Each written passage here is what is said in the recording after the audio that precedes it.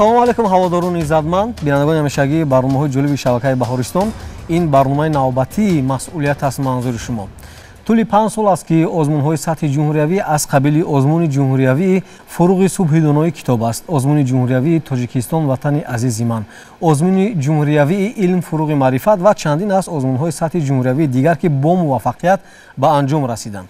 ва мавзӯи барномаи имрӯзаи мо таъсири озмунҳои сатҳи ҷумҳуриявӣ, манфиат ва дастовардҳои чанд соли охир, яъне доир ба ин мавзӯъ ҳарф мезанем ва итминон дорам ки меҳмононе ки мо имрӯз ба барнома даъват намудем андешаҳои ҷолиби худро атрофи мавзӯи ироашуда хоҳанд гуфт ва ёдрас мешавем ки қаҳрамонони барномаи имрӯзаи мо узви ҳакамон, довари озмунҳои сатҳи ҷумҳуриявӣ устод Ҳафиз Раҳмон, хуш омадед ба барнома, ва таърихшинос ҳамзамон омӯзгор Давлатшоҳ Маҳмудов. хуш омадед ба барномаи мо. чӣ сабаб шуд ки роҳбарияти олии кишвар роҳандозии чунин озмунҳои сатҳи ҷумҳуриявиро хуб зарур шумориданд? ҳадаф аз ҳар гуна озмуне ки сарчашмаи омода шуданаш китоб бошад бениҳоят зарур аст. зарураташ бо аҳамияташ тавъам аст. яъне аҳамияти озмунҳое ки бо китоб чӣ доранд, алоқа доранд, бениҳоят муҳим аст. яъне то замоне ки то давроне ки ҷомеа намояндагони ҳар як қишри ҷомеа ба китоб ба китобхонӣ ҳамчун як одати табиии муқаррарӣ муносибат накунанд, ҳамин гуна сабқатҳо озмунҳо зарурат дорад ва аҳамият дорад. дар шакли сабқат баргузор кардани озмунҳое ки ба китоб вобастагӣ доранд бениҳоят аҳамият дорад, то ин ки чӣ хеле гуфтам ба одат табдил наёбад. مثلا سربری دولت در یکی از معروضه‌هاشون گفته بودن که در یکی از سخنرانی‌هاشون که همین قانونیت، این درباره قانونیت اندیشه خیلی بسیار است. قانونیت هم وقت استوار می‌شود که اگر اطاعت به قانون به عادت تبدیل یابد. یعنی ما اهل جامعه باید عادت بکنن که همین به قانون اطاعت بکنن، یک چیزی طبیعی باشد. همین عقیده به کتاب هم نسبت دارد. یعنی کتاب هم باید یک عادت مقرری و طبیعی انسان ها باشد، چون که این یک مأخذ دانش است. بعد دوم وقت رو با هدف معین مثلا گذرانیدن است و سومی که انسان جهانبینی و تفکرش خیلی خیلی گسترده میشه، فراگیر میشه و از حوادث عالم اشیا بیشتر آگاهی پیدا میکنه و این یک فایده نه فقط شخصی دارد، بلکه وقتی که انسان مثلا صاحب شعور میشود از در نتیجه آموزشی کتاب، در نتیجه بیشتر برخورد کردن با کتاب، خواه فرق نداره، خواه اثر بدیعی باشد، خواه اثر فلسفی باشد، خواه دیگر علوم، و میتواند که همون دانش رو پهن بکند، گسترش بدهد میان جامعه. مثلا در این میان بحث و بررسی ها، در این میان محفل ها، نشست ها، میتواند عقیده خود رو که از کتاب حاصل شده است پهن بکند، یعنی ترغیب بکند.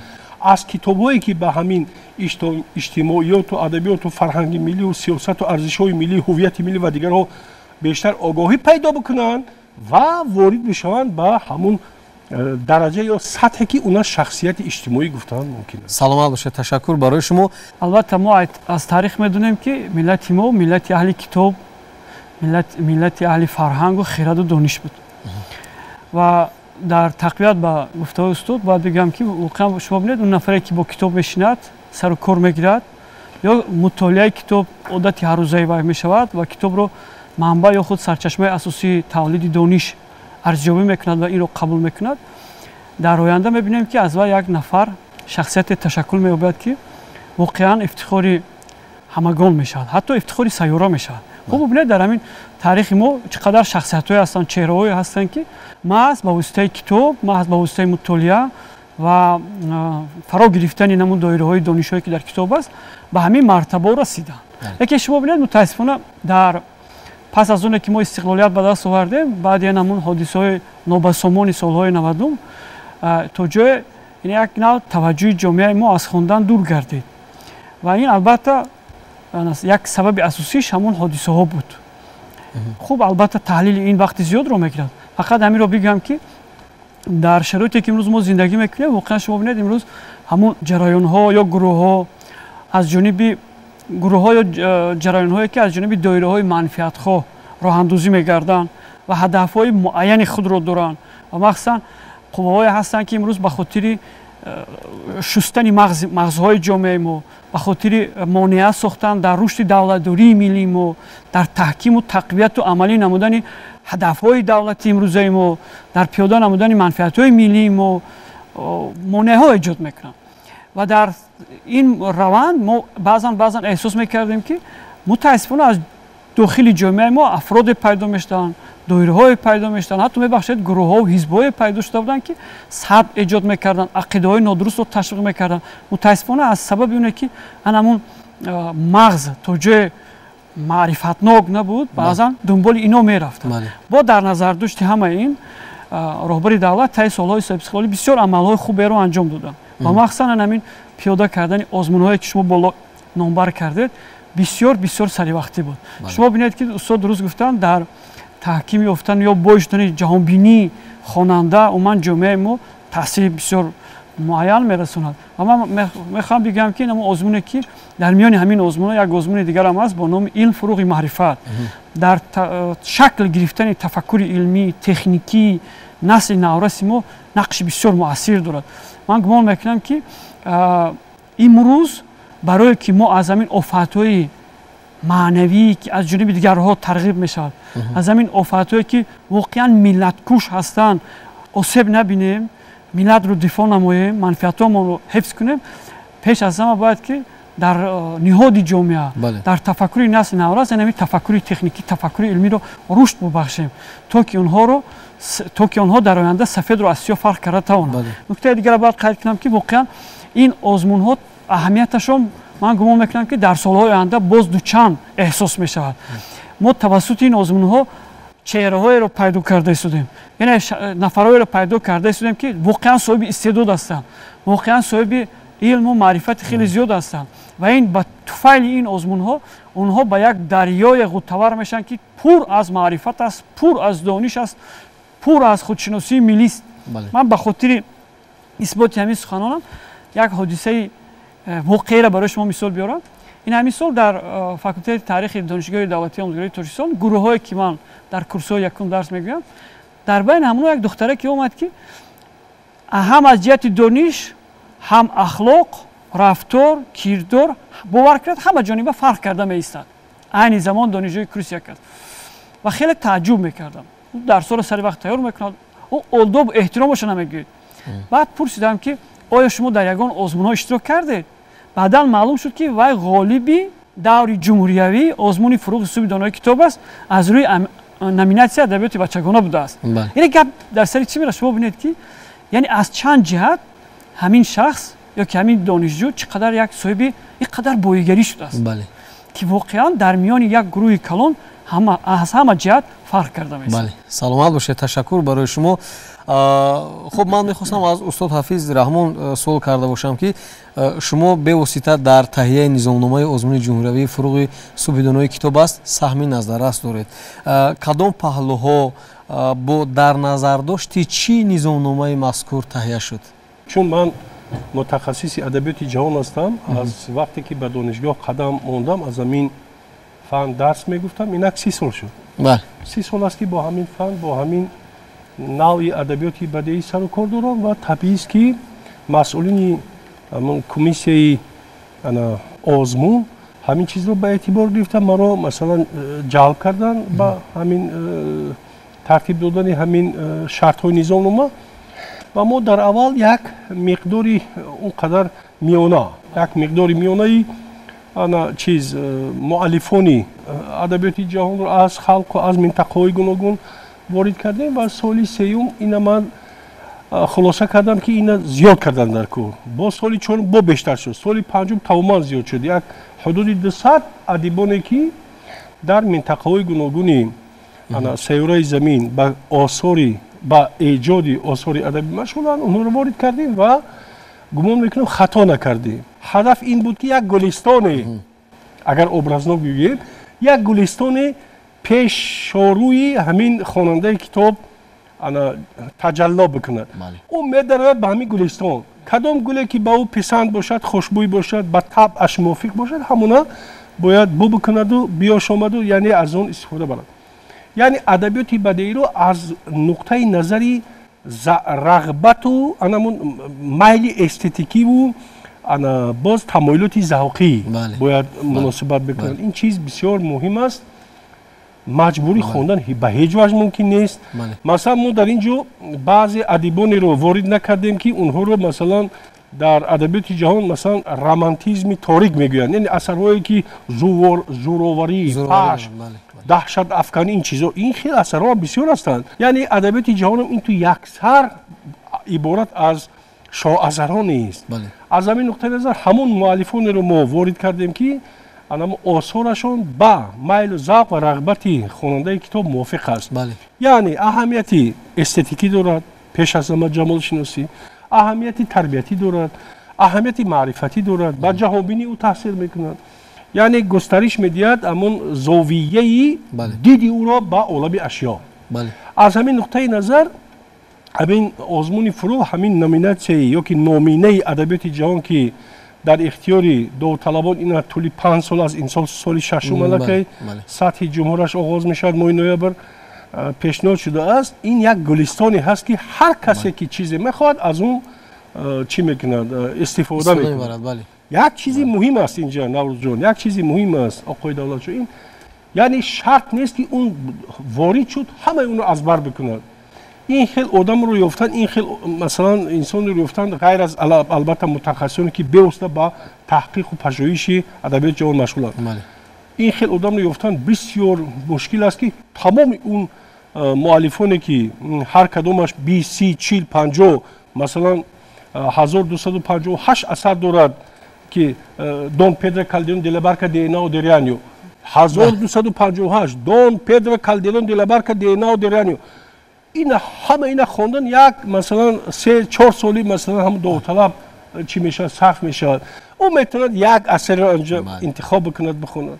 аз осори Жан Франсуа Мари Аруи Валтер масалан кандидаша интихоб бикунад ки бисёр бисёр ана чӣ аст, ана мувофиқ аст ба ҷаҳонбинӣ, ба густариши диду ана дарёфти довталаб, махсусан насли ҷавон. ӯ метавонад аз асарҳои Жан Жак Руссо як чизи беҳтарин интихоб бикунад.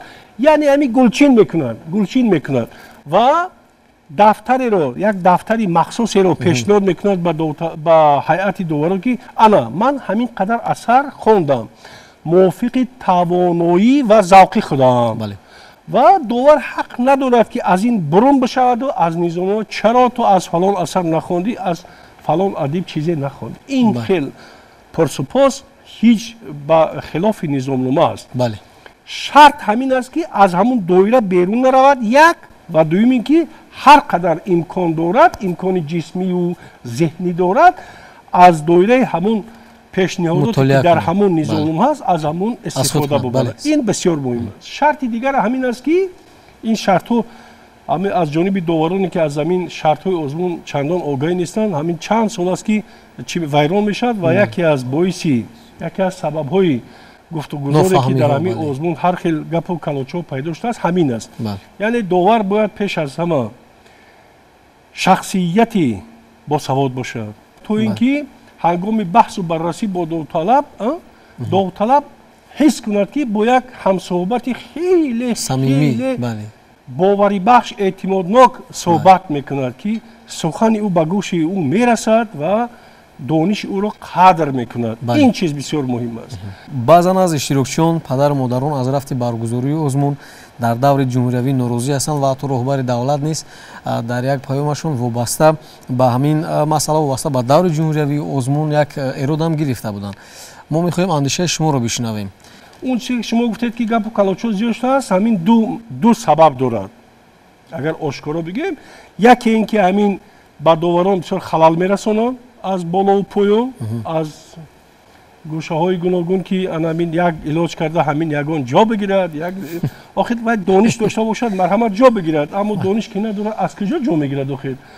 наход ки аз ҳисоби як касе ки донишманд аст, одаме ки донишаш сустар аст, бояд ҷо бигирад, ҳарчанд ки духтари вазирам бошад. ина мо бояд ошкоро бигӯем. ман бовар дорам ки ин чиза шумо қайчӣ намекунед ва дар масъалаи китоб масалан рӯи хотир дидан, дар масъалаи дониш хондани китоб масалан якеро ба дигаре бинобар маҳал бинобар ин ки вай донишҷӯи кадом як факултаи бонуфуз аст, бинобар он ки сабабҳо гуногун тарҷеҳ додан ё боло поин гузоштан, ин гумон мекунам ҳамин зидди на фақат имон аст, зидди виҷдон аст, зидди ҳама гуна ҳамин. Агар ин хел бошад ҳамин баргузор кардани ҳамин озмун маънояшро гум мекунад. Худи ҳамин низомнома агар дуруст татбиқ шавад, ягон хел гапу калонча намешавад. Ҳамин дафтарро бигирад довар, аз рӯи дафтар агар баррасӣ бикунад ки миқдори асар кунад ва чизи дигаре ки бисёр муҳим аст, вақтро дареғ надоштан ба пурсиши довталаб. Довталаб мебояд ки мисли он ҳаваскоре ҳаст ки мисли он шахсияте ҳаст ки мехоҳад ки дониши худро ба намоиш бигузорад, мисле ки дар намоишгоҳҳо, дар выставкаҳо, дар дигар чизо. Ана дониши ман, марҳамат, шумо баҳо бидиҳед, арзишдоварӣ бикунед, суол-ҷавоб сурат бигирад ва сабтҳо бишавад ва дар ниҳоят дуруст ташхис бишавад ки то куҷо ин довталаб аз довталаби дигар масалан дар қиёс беҳтар аст ё миёнатар аст ё бадтар. Агар ҳамин чизо бишавад, ман бовар дорам ки ин озмунҳо бе ҳеҷ мушкилу проблема масалан бо такмил хоҳанд ёфт. Саломат бошед, ташаккур барои шумо. Шумо чӣ назар доред? Ташаккури зиёд.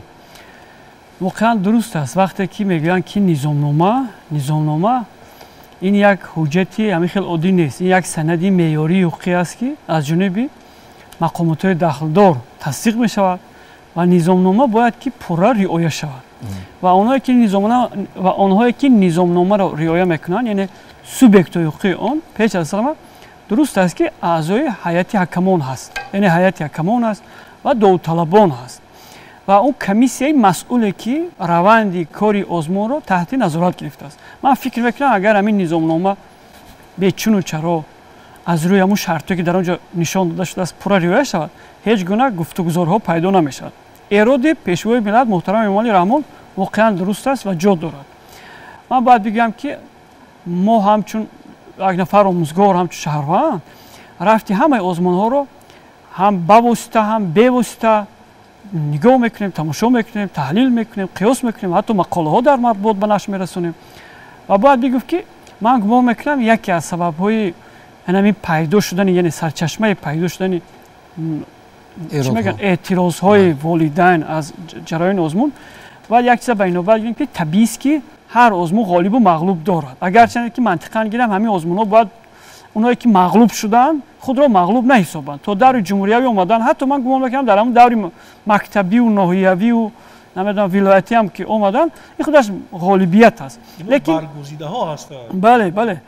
лекин хоҳ-нохоҳ ба таври расмӣ як аз чанд нафар ғолиб меояд, чанд нафар мағлуб мешавад. Табиатан инсон ҳамин гуна аст ки вақте ки ин озмунҳо тӯҳфаҳои ҳангуф доранд, онҳое ки ба ном мағлуб шуданд, хоҳ-нохоҳ мекобанд, мехоҳанд як ҷурм пайдо кунанд, як нуқс пайдо кунанд ё месозанд ва ҳамин овозаву дарвоза мекунанд ки ин ҳамин хел шуду ҳақиқат нест, адолат нест, фалон бисмадон. Ин чизаш ҳам ҳаст дар психологияи баъзе аз афроди яъне ҷомеамо ҳамин чиз вуҷуд дорад ки бо ҳамин васила фарзанди худро ё худи ҳамун довталаб худро таскин медиҳад. Ин як. дуюм сарчашмаи пайдоишаш воқеан аз ҷониби ин тарзи муносибати аъзои ҳакамон бо устод инҷа ишора кардан бо довталаб аст. оли устод гуфтанд ки шахсияти донишманд бошад, дуруст. Ба ғайр аз ин ман гумон мекунам ки ба шахсияти довталаб низ арҷ гузошта шавад. Яъне тунд муносибат кардан дуруст нест. хуб бинед устод ҳафиз раҳмон чӣ қадр мулоим, мо дар озмуни охиронам ки дар китобхонаи миллӣ баргузор шуд, беҳтарин хонандаи асарҳои пешвои миллатам ки буде ва бисёр чизорам аз устод омӯхтем. Ин қадар бо лаҳни зебо, ширин, мулоим. ва шумо бинед ки илми педагогикам таълим медиҳад ки психологияи синну солӣ аст, яъне вобаста ба синну сол бояд муносибат бояд баро монда шавад. вақте ки шумо масалан бинед дар ҳамон ҳамаи номинатсияро нигоҳ мекунед, хонандаҳои мактабам ҳастанд. аз синфи 1 шурӯъ, аз синфи 1 то синфи 11. яъне вақте ки як кӯдаки синфи 4 меояд, як кӯдаки синфи 6 меояд ба майдон, вақте ки бо вай шумо тунд муносибат мекунед, ҳатто бовар кунед дар даври шаҳри ман ҳатто шоҳид шудам ки як хонандаи синфи 6 баромад, саволи аъзои ҳакамонро дар номинатсияи адабиёти бачагона ҷавоб дода натавонист, гирья кард, оби чашмонаш рехт. аъзои ҳакамон ҳамин хел тунд ҷавоб дод ки ҳозир гирьяи ту аз пеш аст. این شما نگاه کنید یک کودک به چقدر ضربه میزند. از نقطه نظر روانی اون چیزی که وای میدونست که ما میکنم که همه فراموش شد. فراموش شد و وای ناکام میشود. و این چیز شما ببینید که توسط این اکران ها در بیرون مثلا در تالارهای علایده دیگر اشتراکشون تماشا میکنن. بله والدین تماشا میکنن، دیگر اخلاصمندان تماشا میکنن. انا از اینجا پیدا میشود هر گونه سیوم سرچشمش من گمان میکنم که رهبر دولت هم بسیار اشاره به مورد کردن. اگر توجه کرده باشید در بعضی از حیات یکمون اگر اجازه باشد در بعضی از حیات یکمون متاسفانه انا همون منفعت‌های نمیدونم مالی، محلی، شخصی بالا گرفت راست بگم. من فکر میکنم که اعضای حکمان باید که انا خیلی دیدی واقعی داشته باشد، شخصیت دوست باشد، انسان دوست باشد، دانش پرور باشد. همین که اعضای حکمان دانش پرور که باشد و خواه نخواه به نفری که مهنت کرده است میبیند در میدان با وی بهای واقعی خودش رو میدهد. وقتی که در وجود وی اینمون دیگر منفعت ها بالا میگیرن خواهد نخواهد و نمیتوند که واقعیت رو چک کند. اکنون یک چیز دیگر باید بگم که خواه نخواه همین در دل خود جامعه قوای هستن که تاثیر میرسونن و همه میخواد که همین چیز وای شود، یعنی یک نفر غالب بیاید و باید که اعضای حکمان این بسیار شخصی مسئول از اعضای حکمان باید که در همین گیرودارها بسیار نازکانه رفتار کند. واقعیت و عدالت یعنی کاتگوری عدالت همیشه برای وقت اساسی باشد. سلام باشید، تشکر برای شما. البته طول 5 سال است که آزمون‌های سطح جمهوری یعنی در سطح خوب جنبست می شود از روی مشاهده ها. خب به شما برای ما بگید که طول 5 سال که این آزمون‌ها جنبست گردیدن چگونه تاثیر رسونید؟ در ادامه شما رفتین آزمون‌ها رو چگونه دیدن می‌خواهید؟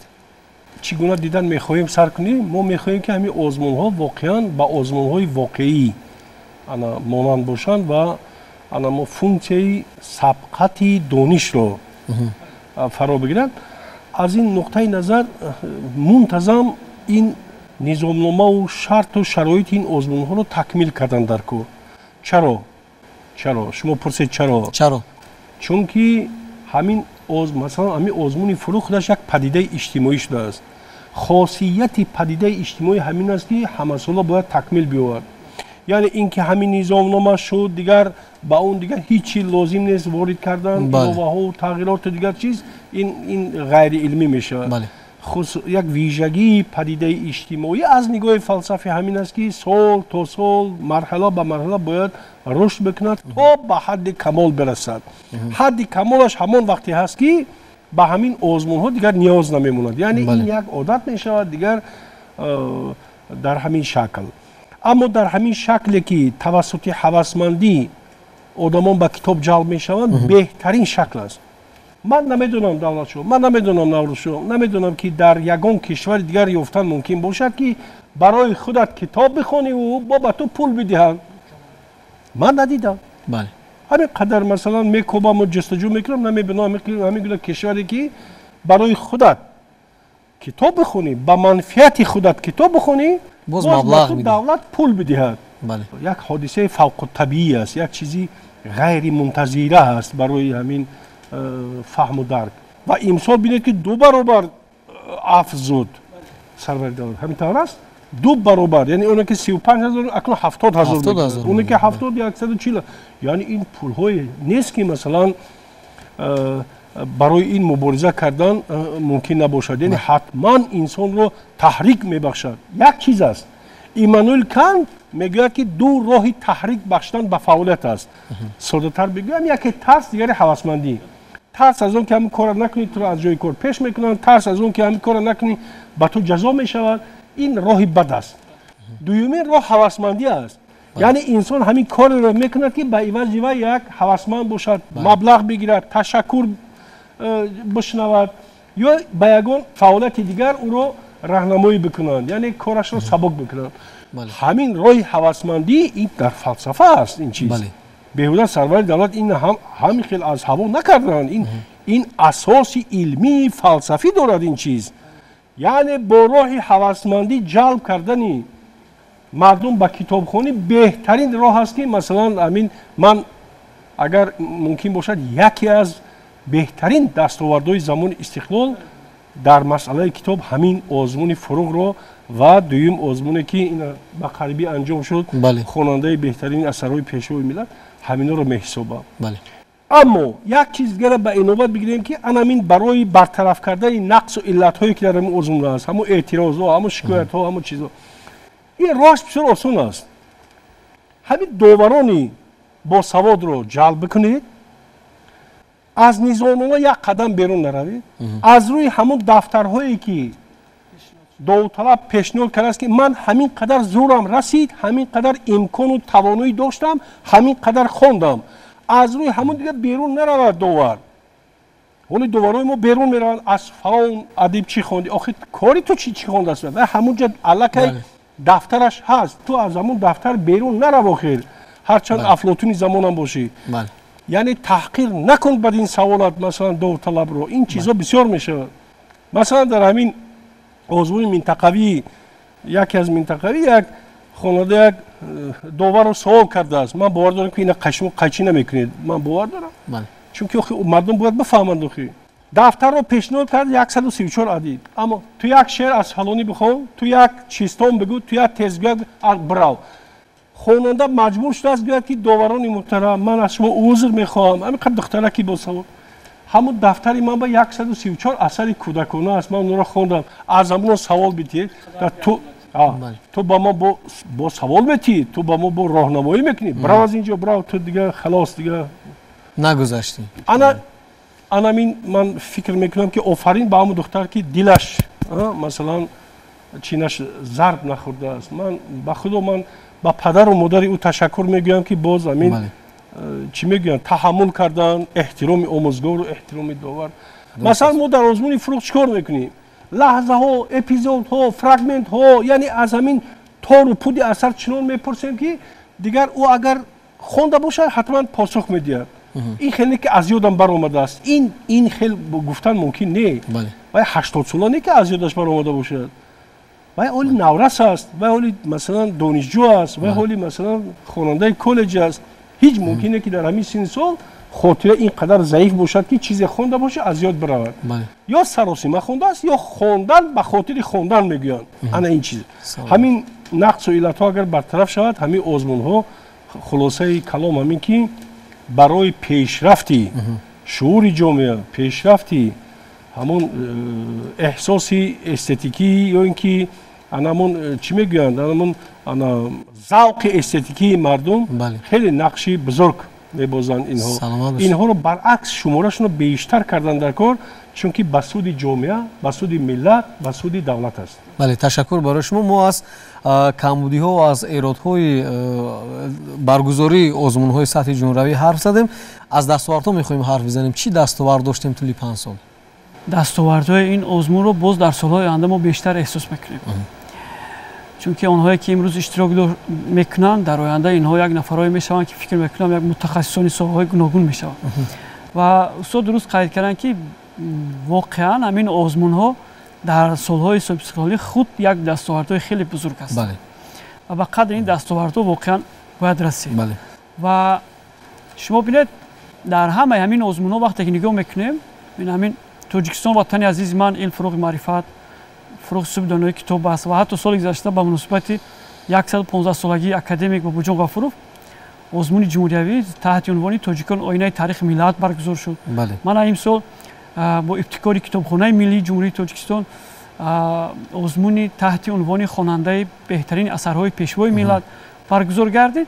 و شما ببینید در همین آزمون ها مثلا باز هست جایهای مثلا جایهای افتخاری است، جای 3 هست، جای 2، جای 1 باز شاه جایزه است. نه در آزمون های جمهوری شاه جایزه است و آنهایی که غالبان همین شاه جایزه شدن و آنهایی که صاحبان جای 1 گردیدن یا که عموما جایهای دیگر شدن، امروز ببینید بعضی آنها البته در صف آموزگاران مکتب‌های عالی کار میکنند. در صف آموزگاری مکتب عالی کار میکنند و حتی ما هم مشاهده کردیم که یک نفر از غالبان همین گیرنده شاه جایزه همین آزمون چند سال پیشتر بود یا گمانم سال گذشته بود، در دوره شهری یا در پایتخت آزمون فروغ صبح دانایی اعضای هیئت حکمان بود. یعنی یک من دستاوردش این همین ما توانستیم که با واسطه همین آزمون من همین گونه چهره ها رو پیدا میکنم که یک نفر مثلا قابلیت بلند ایجادی دارد، سخنوری دارد، دانشی بلند دارد با سوهای مثلا ادبیات دارد، خب زبان خوب میفهمد، اخلاق بلندی نمونه‌ای دارد که برای دیگران نمونه عبرت میشد. بعد نکته دیگر اگه ما نمونه عبرت گفتم چیز دیگر به یادم رسید که خواهید نخواهید در همه آزمون‌ها از نقطه نظر روانی هر نفری که غالب میآید آن به منبع افتخار دیگران تبدیل می‌یابد. یعنی کاری و رفتاری و فعالیت و نمونه عبرت دیگران میشد و دیگران هم کوشش میکنن که با اون تقلید کنن. اینا من در نظر دارم بسیارتر در مؤسسات تعلیمی احساس می‌کردن. لیکن یک چیز دیگر را باید به این نوبت گیریم که من فکر میکنم که امروز حاضر استاد گفتن همین آزمون‌ها حالا ما میگیم که تطبیق کننده سیاستی پیشوای ملت هستیم. با ابتکاری رهبری دولت راه‌اندازی گردیده است. من فکر میکنم که با این نمود آزمون‌ها چطوری که کتابخانه ملی راه‌اندازی کرد تشبث رو به دست گرفته. بگذار دیگر مؤسسه ها، دیگر تشکیلات ها، حتی حکومت‌های محلی، ناحیه ها، ولایت ها، شهر ها بگذار خوب می شود که در حدود جماعت با ابتکاری رئیس جماعت و با جلب صاحبکاران محلی هر گونه آزمون ها تشکیل شود که در اونجا سبقت ذهن ها باشد. جلب کنند مردم را مثلا هدایت کنند با این راه روند.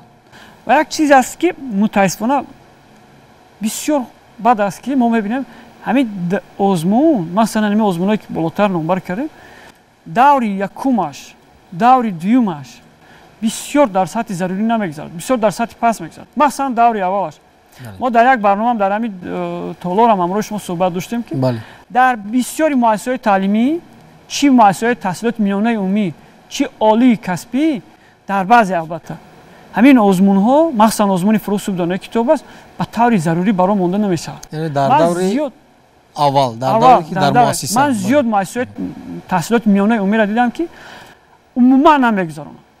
نامنویس میکند فلان نفرو با ناحیه میروند. ام استعدادها در حال ما زیاد استعدادایی داریم که در کورس‌های مکتب میانه هستن آرزو میکنن که در همین آزمون اشتراک کنن. بنابراین همین سبب به خاطر اونه که این آزمون دستاوردش در آینده باز بهتر شود من فکر میکنم که روندی برگزاری آزمون از دور اول تحت نظارت جدی برای مونده شود. حتی اگر لازم باشد مقامات ها هم در این کار مقامات های حفظ رو حتی سفربر کردن در کار که انا همون منفی چی میگن اون عامل های خشتباری مالی و پولی نقش اساسی نبازه در اونجا. و همین طریق ما میتونیم که از همون جا نفرانی که در حقیقت چی اشتیاق چی دارن ذوق دارن میل دارن خواهش دارن همون طریق معلم گفتن خواهش دارن اونا وارد این میدان گردن. شما تصور کنید که وقتی که ما جدا میکنیم انا این خشم انا این تبارم انا این فلان چه 20 مدون چه وقتی که میبیان خو مقصد اونا تحفه است ذوق و هوس کمتر است اونا شاید که موفق نشوند. بله در آینده موفق نشوند. کاری ما بالا کاغذ تنها نباشد عملا باید باشد مسئول باشیم. بله سلامت باشید. تشکر از استاد حافظ رحمان. اوید صفت برگزاری آزمون‌های سطح جمهوری میخوایم پرسان شویم امروز صفت برگزاری آزمون‌های سطح جمهوری چگونه است عموما در مؤسسه دور اول دور دوم تا به دور جمهوری؟ البته وقتی که همه وقت همین آزمون دو پهلو دارن یکی مقدار دیگری صفت. مقداران البته خوب است سال تا سال شماره داوطلبان به این آزمون‌ها بیشتر جلب میشوند چون که مردم فواید این کار را میبینند مردم سود زیانش برمیکشند و حتی همین قشرهایی که اونا را بازنشسته میگوییم یعنی مهتران کار و زحمت اونایی که مثلا در خانه نشسته و که به تربیه نبیرها مشغول میشن و از بیکاری بسیار اذیت میکشند اونها مثلا جلب میشوند چون دانش دارند تجربه دارند کتاب میخوانند شماره اینها هم سال تا سال زیاد میشود. یک مشکل همین است که شماره دانشجویان مکتب‌های عالی نسبت به دیگر قشرها کمتر است. من اینا تندنسیش دینامیکش اگر تشخیص بکنیم خیلی کمتر است. بعد آموزگارها معلمان مکتب‌های میانه و مکتب‌های عالی خیلی کم در همین آزمون شرکت میکنند یا ضرور نمیدونند یا مثلا иштирок дар ин гуна озмунҳоро худнамоӣ меҳисобанд. Ман сабабашро дуруст намедонам, лекин фикр мекунам ки ҳамин ду қишре ки ҳам донишҷӯёни мактабҳои олӣ ҳам вай кормандони илму фарҳанг ва устодони мактабҳои олӣ иштирокашон хеле кам аст. Дар ҳамин 5 сол инҳо афзоиш наёфтанд.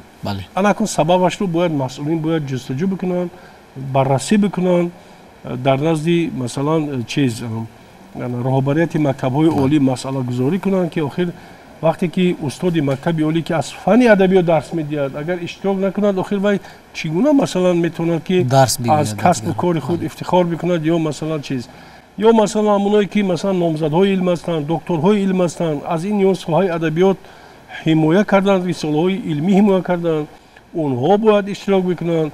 Фарқ надорад ки то чӣ миқдор онҳо дониш доранд, онҳо бояд пешрав бошанд дар ин кор. Аммо афсӯс ки ҳамин ҷиҳат дуруст татбиқ нашудааст. Ҳамин чиз сифат ҳамино сифати озмунро паст мебаранд. Ва дигар ин ки аксарияти иштирок ширкатдорони ҳамин озмун асосан хонандагони мактабҳои миёна ҳастанд. ҳолон ки ин озмуни масалан озмуни фуруғи субҳи доноӣ ва ин озмуни наве ки чанде пеш ҷанбаҳ шуд хонандаи беҳтарин асарҳои пешои миллат, инҳо барои қишрҳои гуногуни ҷомеа бояд дастрас бошанд. Яъне намояндагони қишрҳои гуногун бояд дар ин иштирок кунанд. 5 дараҷаи синнисолӣ аст. Масалан аз ҳамин хонандаи синфи 1-4 сар карда то 5-11 баъдан донишҷӯёну хонандагони коллеҷову баъдтар кормандони илму фарҳанги синнисолу гуногуну баъдтар бознишастаҳо. Яъне аз ҳамин чизҳо ҳамун ду категория ки ман номбар кардам хеле проблема дорад. Яъне ин ба сифати озмунҳо чӣ мекунад латма мезанад. Барои беҳтар кардани сифати озмун ман фикр мекунам ки бояд тарғиби китоб дар маҳалҳо бояд зинда карда шавад. Яъне дар шакли семинару маҷлису ин чиза не, балки сохтани китобхонаҳои намунавӣ. Инам як масъалаи бисёр ҷиддӣ ҳамин аст ки маҳалҳо, ноҳияҳо, ҳамин китобхонаҳо, биноҳои китобхонаҳо биноҳои назарногир ҳастанд. Масалан як супермаркет бинои муҳташам аст, китобхона масалан як хоксоронаву аз давраи Даққёнус монда аст. Ҳамин бояд ҳамин дигар шавад. Чунки ҳамин мардуми мо ҳамин завқи эстетикияшон бисёр баланд аст. Масалан бинед ки ба тӯи тамошо чӣ хел мераванд, ба ҳамин ягон намоишҳое ки мешавад чӣ гуна таваҷҷӯҳ мекунанд. Яъне ба зебоӣ, ба аносири гуногуни зебоӣ биштар онҳо чӣ мекунанд, таваҷҷӯҳ мекунанд. Ин хусусияти мардуми мо аст. Дар либоспӯшӣ ҳам ҳамин хел аст. Ин чӣ хел шумо озода либос пӯшидед фарз кардед. Ёки давлатшоҳи азиз ё духтарои моро бинед атласу чакан, ҳама зебо пӯшидан ва чизҳои зеборо тамошо кардан барои мардуми мо хос аст ки гувоҳи он аст ки завқи эстетикии мардум ё ки ҷамолшиносии мардум хеле баланд аст. Аз ҳамин истифода кардан дар кор. Яъне китобхона бояд чунон зебо бошанд ки ҳамин касе ки ба ҳамон ноҳия ворид шуд аввал ҳамун бинои зебои китобхонаро бибинад. Вақте ки бинои зеборо дид ба он ҷалб мешавад, кани медарояд, як бор китоб гирид дигар одат мекунад. Аз ҳамин нуқтаи назар баъд ҳамун китобхонаро ба китобҳои зарурӣ таъмин кардан дар кор, бо тарҷумаҳои нав таъмин кардан дар кор. Миқдори аз ҳисоби бюҷаи кишвар ҳамун ҳиссае ки барои хариди китобҳои нав мешавад, ҳамуна зиёдтар кардан дар кор. Як китоб агар 78-80 сум бошад, агар ё ки аз 60 боло аз 70 боло бошад, ба ин хеле кам китоб харидан мумкин аст. Барои ҳамин як нав ҳамин системаро дататсионӣ кардан дар кор. Яъне як нав бояд ки аз ҳисоби бюҷа бояд кӯмак шавад ки ҳамин китобҳои зиёд нашр шаванд ва то маҳалҳо дастрас шаванд. Бознигарӣ кардан. Бознигарӣ шавад ва то маҳалҳо, то ҳамун китобхонаҳои шаҳру шаҳраку ҷамоату чиҳеле ки давлатшо гуфтанд ҷамоатҳо сар кардан дар кор. Ҳар як дар маркази ҷамоат бояд як китобхонаи зебо бошад. Ман намегӯям бинои 10 ошона бошад. Як биное ки меъмории миллӣ дошта бошад, сурати китобро таҷассум кунад, ҳамин худи китобро, навиштаҷотҳои зебо бошад ки ба сӯи китоб биёед. Инҷо дониш аст, инҷо фарҳанг аст, ахлоқ аст, инҷо ҳувият аст. ҳамин чизҳои бисёре ҳаст ки охир барнома имкон намедиҳад ки ҳамаи онро суҳбат бикунем, аммо чизҳои муҳимтаринаш ҳамин аст ки мо гуфтем. Саломат бошед. Зинда бошед. Ва агар ягон илова дошта бошед шумо маълумот мешунавем? ҳамин мушкилотое ки ҳоло гуфтем дар сатҳи дар сатҳи ҷумҳурӣ омада мерасад, барои рафъи ҳамин мушкилотҳо бояд масъулини ҳукуматҳои ноҳияҳо, вилоятҳо, шаҳрҳо хеле ҷиддӣ муносибатро ба роҳ монанд ва худи волидайн ва худи омӯзгорон ҳатто мутаассифона баъзан мушоҳида мешавад, ки ҳатто худи омӯзгорон дар таҳияи дафтарҳои шогирдонашон танқисӣ мекашанд. ҳамин номинатсияҳоро масалан баъзан мебинед, ки омехта мекунад. Дафтари вайро мебинед, унҷо қисми зиёд адабиёти фарз кардем адабиёти муосир бошад, қисми зиёд адабиёти классик аст. вай роҳбар дорад, яъне омӯзгор ҳаст. баъд шаҳрномаҳое ки таҳия мешаванд, он шаҳрномаҳо бояд дақиқ бошанд, чунки бисёр моҷароҳое ки пайдо мешавад аз ҳисоби шаҳрномаҳо аст. шумо медонед, ки дар сатҳи ҷумҳуриявӣ омӯзгороне ки шогирдонашон, омӯзгорони муассисаҳои таҳсилоти миёнаи умумӣ шогирдонашон ғолиб меояд, ба онҳо ҳам то ба миқдори 10 000 сомонӣ мукофотпулӣ дода мешавад. мо зиёд мушоҳида кардем, ки баъзан байни волидайн ва омӯзгорон низоъҳо пайдо мешавад сари ҳамин масъала. ба ҳамин хотир бояд омӯзгорон ҷиддӣ фаъолиятро ба роҳ монанд ва дар пешбурди кори ҳамон шогирд саҳми назариси худро гузоранд, ки дар оянда бо сари баланд гуфта тавонанд, ки ҳамин 10 000 сомон моли ҳалоли ман аст. бале, саломат бошед. ташаккур барои шумо. ташаккур барои андешаҳои ҷолибатон ва эътиминон дорам, ки албатта суҳбати тахассусӣ ва чанд маслиҳату тавсияҳое ки шумо ироа кардед ба тамошобини шабакаи Баҳористон ва бахусус ба нафароне ки мехоҳанд дар соли ҷорӣ дар сабқатҳои сатҳи ҷумҳуриявӣ иштирок кунанд бисёр муфид буд ва аз тавсияҳои шумо албатта онҳо истифода мебаранд ва ман эътиминон дорам, ки ин барномаи мо ба тамошобини шабакаи Баҳористон писанд омад. хуш омадед бори дигар ба барномаи масъулият ва он масъулияте ки бар дӯши мо буд албатта мо ироа кардем ба тамошобинон. боқӣ масъулият бар дӯши масъулин, падару модар ва худи нафароне ки дар ҳамин сабқатҳо иштирок мекунанд.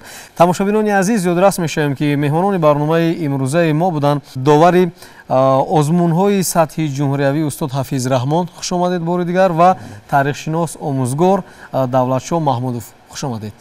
ва бинандагони азиз, бори дигар ёдрас мешавем, ки мавзӯи барномаи навбатии мо таъсири озмунҳои сатҳи ҷумҳуриявӣ, манфиат ва дастовардҳои чанд соли охир буд ва эътиминон дорем, ки маълумотҳои дақиқ сареҳ бароятон ироа шуд. инҷо барномаи навбатии мо ба анҷом мерасад. то пайдо кардани мавзӯъ ва қаҳрамонҳои барномаи навбатӣ бо шумо хайру хуш мекунем. тансиҳат бошед. хайр.